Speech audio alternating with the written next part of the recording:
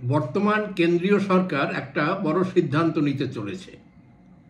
বলা বাহুল্য, বিজেপি সরকার ক্ষমতায় আসার পর থেকে একটা বড় বড় সিদ্ধান্ত নিয়ে দীর্ঘদিন চলতে থাকা দেশের সমস্যা অনেকটা সমাধান করেছে অনেকগুলো। তার বিস্তারিত এখানে আমাদের আলোচনা নয়। আজকে আমরা বলবো যে এক দেশ এক ভোট, ওয়ান নেশন ওয়ান পোল বা ওয়ান নেশন ওয়ান ইলেকশন, এই নিয়ে কেন্দ্রীয় সরকার অনেক আগের থেকে চর্চা করছিল এবং তারা এর জন্য একটা কমিটি তৈরি করেছিলেন প্রাক্তন প্রেসিডেন্ট রমানাথ কোবিন্দকে সভাপতি করে। সেই কমিটিও রিপোর্ট দিয়েছে যে না, আমাদের দেশে এটা করা সম্ভব, আমাদের সাংবিধানিক যে ফ্রেমওয়ার্ক তার মধ্য থেকেই এটা করা যাবে। সেই বিষয়ে গতকাল আমাদের কেন্দ্রীয় মন্ত্রিসভা তারা ক্যাবিনেটের ডিসিশন হয়েছে এবং অচিরেই এই বিষয়ে সংসদে বিল আনা হবে। যদি বর্তমান সেশনে নাও হয়, আগামী বাজেট সেশনে এই নিয়ে বিল আনা হবে। এবং এটা হলে যা হয়, আমাদের দেশে সরকার ক্ষমতায় যারা আছে তারা যে সিদ্ধান্তই নিক না কেন, কোনো মেরিট থাকুক বা নাই থাকুক, বিরোধীদের একটা বড় কাজ হলো যে তার আপত্তি করে যাওয়া, তাকে বাধা দেওয়া, নানানভাবে তার সমস্যা তুলে ধরা যে না, এটা করা সম্ভব না, কেন্দ্র তাদের উদ্দেশ্য নিয়ে করছে, বিজেপি তাদের উদ্দেশ্য নিয়ে করছে। কিন্তু পাবলিককে একটা জিনিস বুঝতে হবে যে এর সুবিধা এবং অসুবিধা কি। আমরা সে নিয়ে এখানে আলোচনা করব। কারণ বর্তমানে বিজেপি সরকার আছে, তারা কোনো চিরস্থায়ী মৌরসী পাট্টা নিয়ে আসেনি। অন্য অন্য রাজনৈতিক দলের মতো তারাও একসময় আমাদের এই কেন্দ্রের ক্ষমতা থেকে চলে যাবে, হয়তোবা আরও এক টার্ম থাকবে, অথবা থাকবে না, আবার নতুন করে আসতেও পারে। ফলে এটা ভাবার কোনো কারণ নেই যে বিজেপি তাদের ব্যক্তি স্বার্থের জন্য এটা করছে। অবশ্য আমরা এইসব রাজনৈতিক দিক নিয়ে আলোচনা করব না, আমরা সাধারণ জনতা হিসাবে, পাবলিক হিসাবে এর সুবিধা এবং অসুবিধার দিকগুলো দেখব। যেমন আমাদের কাছে মনে হয় যে কেন্দ্রীয় সরকার একটা ইলেকশন পরিচালনার জন্য বিপুল পরিমাণে অর্থ খরচ করে। যারা সেই নির্বাচনের সময় ইলেকশন কমিশনের কাজকর্ম দেখেন, তার প্রশিক্ষণ বিভিন্ন স্তরে, শুধুমাত্র আমরা ভোট কর্মীদের কথা শুনি তারাই তো নয়, এর সঙ্গে রয়েছে বিপুল পরিমাণ অবজারভার, নিরাপত্তা রক্ষীর জন্য খরচ। এভাবে বিশাল খরচের যে ব্যবস্থা নির্বাচনের জন্য করতে হয়, সেটাকে যদি একসাথে সমস্ত ধরনের নির্বাচন হয়ে যায় একবারে, তাহলে অবশ্যই খরচের পরিমাণ কমবে, তা নিয়ে আমাদের বুঝতে কোনো অসুবিধা হয় না। এভাবে দ্বিতীয়ত আমরা চলে আসি রাজনৈতিক দলগুলোর খরচ। রাজনৈতিক অর্থাৎ কেন্দ্রীয় সরকার বা রাজ্য সরকার যে নির্বাচনের জন্য খরচ করছে সেটা তো কথা নয়, রাজনৈতিক দলগুলোরও বিপুল খরচ এই সময়। তাদের প্রচার, সভা সমিতি করা, দ্বিতীয়ত বিভিন্নভাবে প্রচারের মাধ্যম তারা এখন ব্যবহার করছে, পার্টি কর্মীদের জন্য খরচ করতে হয়। এছাড়াও নির্বাচনে অনেক সময় থাকে গুপ্ত খরচ, যা হিসাবপত্রের মধ্যে আসে না বা আইনসঙ্গত নয়। যেমন ভোটারকে টাকা পয়সা দেয়া, নানানভাবে পার্টি কর্মীদের উৎসাহিত করার জন্য বা তাদেরকে অ্যাক্টিভ রাখার জন্য তাদের পিছনে খরচ করা, এইসব হিসাবগুলো সবসময় আসে না। কিন্তু এর জন্য রাজনৈতিক দলকেও খরচ করতে হয়। কাজেই সমস্ত ধরনের নির্বাচন যদি একবারে মিটে যায়, তাহলে এই খরচের পরিমাণ সেই রাজনৈতিক দলগুলোর দিক থেকেও কম হয়। দ্বিতীয়ত, খরচের আর একটা দিক হচ্ছে নেতাদের পরিবহন, নেতাদের পিছনে পরিবহন, তাদের যাতায়াত খরচ। যাতায়াত খরচের কথাটা ভাবা গেছে যে কি বড় রকমের খরচ হচ্ছে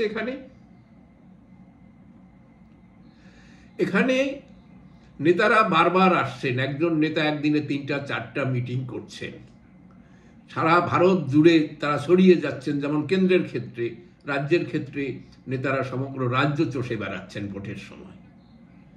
তার পরিবহনের খরচ, সেখানে নিরাপত্তা রক্ষী যারা, নিরাপত্তা রক্ষীদের, যেমন এখন কেন্দ্রীয় বাহিনী ছাড়া প্রায় কোনো রাজ্যে ইলেকশন হয় না, সেক্ষেত্রে নিরাপত্তা রক্ষীদের সেই কেন্দ্রীয় বাহিনীকে বিভিন্ন জায়গা থেকে তুলে এনে অন্য জায়গায় নিয়ে যেতে হচ্ছে। তাদের থাকা খাওয়ার ব্যবস্থা, তাদের পিছনে বাড়তি ব্যবস্থা করা, এর জন্য একটা উদ্বৃত্ত, একটা বাড়তি খরচ সেখানে করতে হয়। এইভাবে আমরা খরচের দিকটা দেখি। শুধু তো খরচ নয়, অপচয় হচ্ছে সময়ের। বারবার নির্বাচনের জন্য সরকারি কর্মীদের মাধ্যমে নির্বাচন করা হয়, ফলে দিনের পর দিন সরকারি দপ্তরগুলো কাজকর্ম বন্ধ করে থাকে। কিছু হলেই আমরা এখন নির্বাচনের কাজে ব্যস্ত। বিডিও অফিসে যাওয়া হবে নির্বাচনের 2 মাস আগে, বলবে যে নির্বাচনের প্রস্তুতি চলছে, এখন না পরে আসবেন। এসডিও অফিসে, ডিএম অফিসে তাই। এমনকি সরকারি, রাজ্য সরকারি, কেন্দ্রীয় সরকারি অফিসে গেলেও ওই একই ব্যাপার, এখন ভোটের কাজ চলছে, এখন আপনারা আসবেন না। অর্থাৎ সেখানে কাজকর্ম 1-2 মাসের জন্য বলতে গেলে পুরো বন্ধ হয়ে যায়। যদিও কথা হচ্ছে সবাই এই নির্বাচনের কাজ করেন না, কিন্তু নির্বাচন একটা অজুহাত, এইভাবে কাজ বন্ধ থাকে। এর সাথে রয়েছে যারা নির্বাচনে সরাসরি অংশগ্রহণ করে তাদের জন্য ট্রেনিং, তাদের পরিবহন এবং তাদের নিরাপত্তা, এই সব খাতে খরচ। আমরা তো বাদেই দিলাম যে ভোটের জন্য, যে ইলেকশনের জন্য যেসব ম্যাটেরিয়াল ব্যবহার করে, যেসব দরকার হয়, সেই বিভিন্ন রকমের আইটেম, যারা ভোটকর্মী তারা এই বিষয়টা সম্পর্কে কিছুটা জানেন। তার সাথে রয়েছে একটা পরিবহন কর্মী, পরিবহনের ব্যবস্থা করা, ভোটকর্মীদের জন্য, যারা অবজারভার থাকেন ইলেকশনের তাদের জন্য, নিরাপত্তা কর্মীদের জন্য। সে এক এলাহি ব্যবস্থা। যাদের গাড়ি আছে তারা সবাই জানেন যে এই সময় গাড়ি রিকুইজিশন করে সরকার, থানা পুলিশের মাধ্যমে গাড়ি রিকুইজিশন করিয়ে তাদেরকে ভোটের কাজে লাগানো হয়।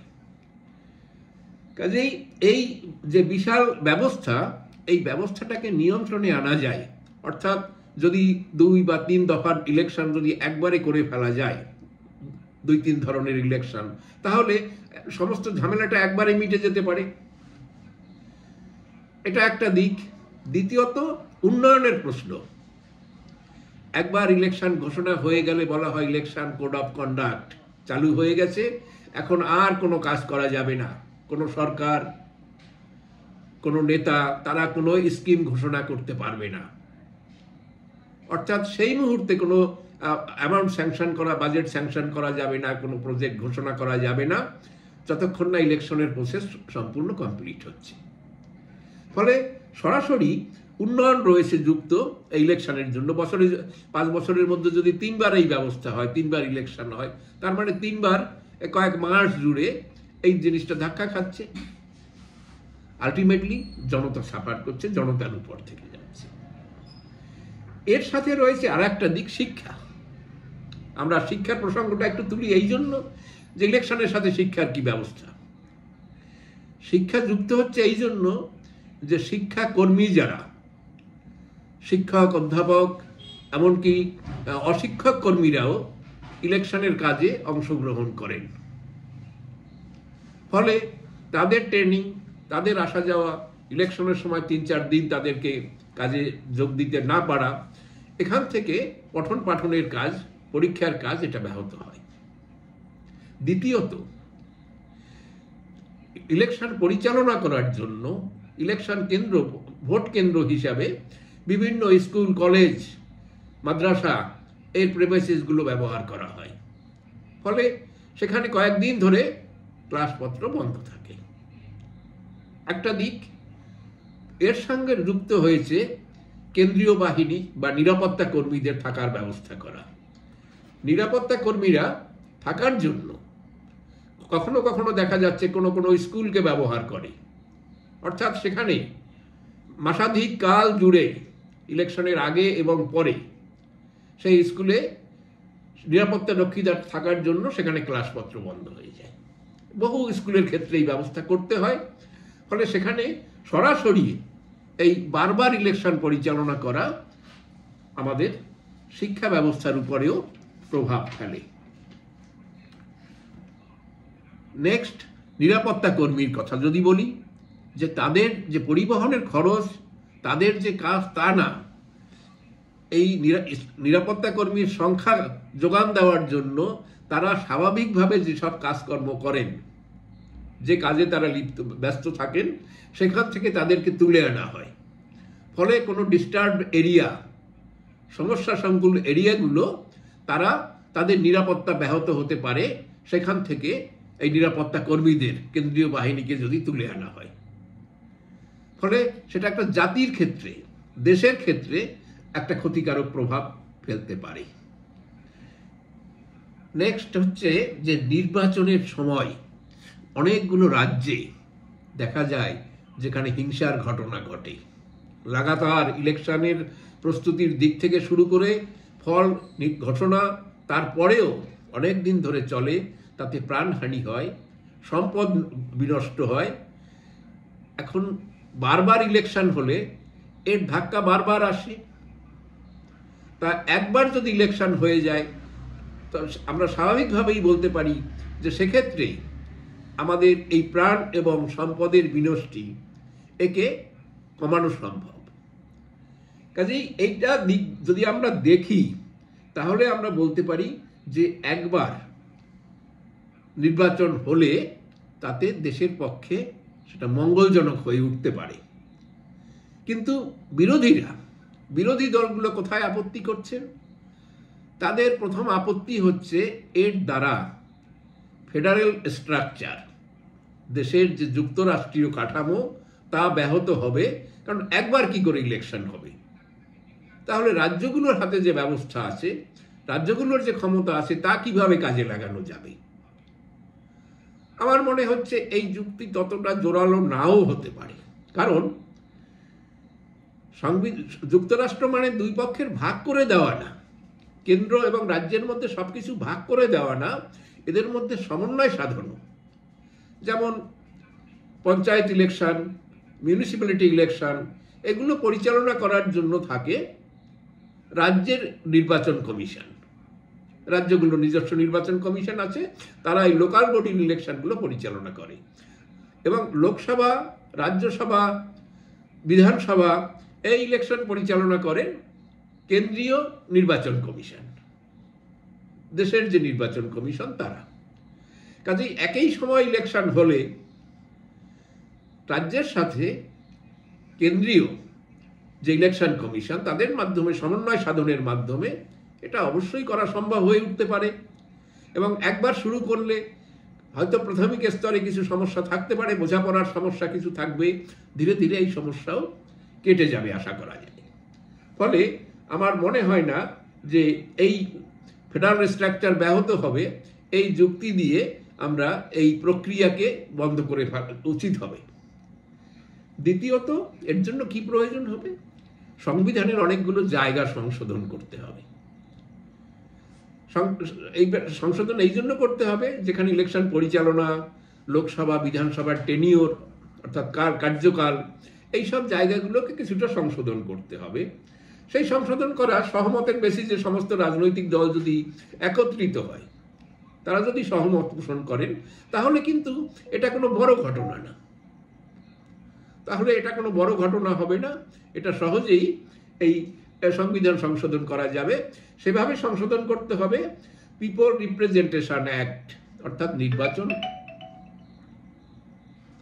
নির্বাচন পরিচালনার জন্য যে আইন, সেই আইনের কিছু সংশোধন করতে হবে অবশ্যই এক্ষেত্রে। এটা একটা ব্যাপার। এবং রাজ্যের আইন, যে ইলেকশন পরিচালনার জন্য যে আইন রয়েছে, সেই আইনকেও সংশোধন করতে হবে। দরকারি সংশোধনগুলো রাজ্য এবং কেন্দ্র পারস্পরিক সমন্বয়ে সেটা করে নিতে পারবে। কাজেই সংবিধান সংশোধন সংবিধানও আটকাবে না। সংবিধানের মাধ্যমে যে পুরো ব্যাপারটা আটকে যাবে, কারণ কি, যে কোথাও বলা আছে 5 বছর টেনিওর, মাঝে 356 হলে সেখানে ক্ষমতা, রাজ্যের ক্ষমতা 5 বছরের চাইতে কমেও যেতে পারে, বিধানসভার ক্ষমতা। সেসব ক্ষেত্রে কি হবে? এইগুলো আমার মনে হয় এরও সমাধান ওই একই রাস্তায় রয়েছে। তার জন্য কি হবে, যে একবারেই একটা ডিসিশন নিতে হবে যে যেখানে একই সময় লোকসভা এবং বিধানসভা ইলেকশন হয় না, অধিকাংশ রাজ্যের ক্ষেত্রেই তাই। আমি জানি যে উড়িষ্যাতে বেশ কয়েক বছর ধরে বিধানসভা এবং লোকসভার ইলেকশন একসাথে হচ্ছে, ফলে সেখানে এই দুই ইলেকশন একসাথে হওয়ার জন্য তাদের কোনো সমস্যা হয়েছে বলে তারা কখনো আপত্তি করেনি। কাজেই সেটা একটা আমাদের এক্সপেরিমেন্ট হিসাবে নেওয়া যেতে পারে যে না, এইভাবে করলে তেমন কোনো অসুবিধা হয় না। কারণ আমরা যেটা বললাম যে রাজনৈতিক দল এবং ইলেকশনের যারা পরিচালক তাদের ক্ষেত্রে এই বিষয়টা সুবিধা হয়, খরচের দিক থেকে সুবিধা হয়, প্রচারের দিক থেকে সুবিধা হয়, এবং পরিশ্রমের দিক থেকে এবং অর্থের দিক থেকে একাধারে এতগুলো সুবিধা থাকে। তাহলে সেক্ষেত্রে কি হবে, ধরা যাক বর্তমান যে লোকসভা এর মেয়াদ হচ্ছে 2029 পর্যন্ত, এবং এর কিছু পরে গত মাসে 2 জায়গায় ইলেকশন হলো, তারও আগেই কয়েকটা রাজ্যে ইলেকশন হয়েছে। তাহলে এদের ক্ষেত্রে কি হবে, তাদের ক্ষেত্রে লোকসভার সাথে যদি আমরা টেনিওরকে যদি ধরি যে লোকসভার সাথেই এটাকে মেলানো হবে, তাহলে তাদের টেনিওর একটুখানি ছোট হবে, 5 বছরের চাইতে সামান্য কম হবে। সেই কমটাকে সংবিধান সংশোধনের মাধ্যমে অ্যাডজাস্ট করে নিতে হবে। আবার সেই একইভাবে কারুর ক্ষেত্রে যদি সামান্য বেশি হয়, যে ওই একই সাথে 2029 এপ্রিল মে মাসে ইলেকশন করতে গেলে দেখা যাচ্ছে কোনো কোনো রাজ্যের বিধানসভার মেয়াদ তাতে 5 বছরের জায়গায় 6 বছর হয়ে যেতে পারে। সেই সব জায়গায় আমরা ওই বিধানসভার মেয়াদকে বাড়িয়ে দিতে হবে, সেটাও সংবিধান সংশোধন করে সম্ভব। অর্থাৎ এটা সহমতের ভিত্তিতে এই ধরনের সিদ্ধান্ত করা যাবে। এটা অ্যাকচুয়ালি কি হবে, যারা এই বিষয়ে বিশেষজ্ঞ তারা সেটাকে দেখবেন। আমাদের কথা হলো যে প্রয়োজনে লোকসভা বা বিধানসভার মেয়াদ বাড়িয়ে এবং কমিয়ে একই সাথে একই সময়ে ইলেকশনকে নিয়ে আসা যাওয়ায় খুব একটা বড় সমস্যা হওয়ার কিছু কথা নেই। এবারে কথা হলো যে 5 বছরের যে টার্ম, এই টার্মের মাঝে লোকসভা বা কোনো কোনো রাজ্যের বিধানসভা ভেঙে যেতে পারে, কোথাও 356 এর কারণে সেখানে প্রেসিডেন্ট শাসন জারি হতে পারে। তাহলে সেখানে ইলেকশন হবে কিভাবে, এরও রাস্তা রয়েছে একইভাবে। কারণ সেই সব ক্ষেত্রে লোকসভার যে 5 বছরের যে মেয়াদ, যদি তা 2 বছর আগে, 1 বছর আগে বা 1 বছর কাজ হওয়ার পরে 4 বছর আগে ভেঙে যায়, তখন সেখানে শুধুমাত্র লোকসভার ইলেকশন হতে পারবে এবং তারও মেয়াদ হবে তখন সেই ইলেকশনের ওই 4 বছর, অথবা যদি 1 বছর বাকি থাকে সেই 1 বছর। ফলে কি হচ্ছে যে সেই সবাই একটা জায়গায় গিয়ে আটকে যাওয়া হবে, যেখান থেকে সবাই সমান হয়ে একই বছরে আবার লোকসভা এবং রাজ্যসভার ইলেকশন হবে। ঠিক বিধানসভার ক্ষেত্রেও তাই। কোনো একটা বিধানসভা 5 বছর কমপ্লিট করার আগে যদি ভেঙে যায়, তাদের যদি সেখানে ইন্টারিম ইলেকশন করতে হয় সেই বিধানসভাটির ক্ষেত্রে, সেই রাজ্যের ক্ষেত্রে, তখন তাদের মেয়াদ হবে সেইটুকু, 5 বছর না হয়ে সেটা 2 বছর বা 1 বছর বা 3 বছর যেটুকু থাকবে, যে বাকি বা বাড়তি যে সময় যেটুকু থাকবে, সেই বিধানসভা গঠিত হবে শুধু সেই সময়ের জন্য, যেন সেটা কমপ্লিট হলে পরে সবাই মিলে আবার একসাথে নির্বাচন করা যায়।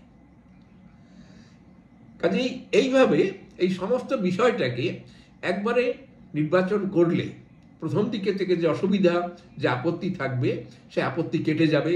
কারণ আমরা জানি ইউএস এর ক্ষেত্রে অনেকগুলো ইলেকশনকে একসাথে পরিচালনা করা হয়, যার ফলে মানুষ একসাথে ভোট দিতে গিয়ে বিভিন্ন সংস্থা, বিভিন্ন অর্গানাইজেশনের জন্য তারা ভোট দিয়ে আসে, অসুবিধা হয় না। আমাদের দেশে যেহেতু সমস্ত লোক খুবই শিক্ষিত বা হয়ে উঠতে পারেননি এখনো, সেই জন্য প্রথম দিকে কিছু সমস্যা হবে। সেটা ধীরে ধীরে ইলেকশনের যারা ভোট কর্মী থাকবে, যারা ইলেকশন বিষয়ে যারা ট্রেনিং করবেন, যারা রাজনৈতিক দল, তারা সবাই মিলে সেই সমস্যার সমাধান করতে পারবে। কাজেই আমার মনে হয় আমাদের দেশে সমস্ত নির্বাচন এক রাষ্ট্র এক নির্বাচন বা এক জাতি এক নির্বাচন এটা পরিচালনা করায় কোনো সমস্যা থাকতে পারে না। ধন্যবাদ।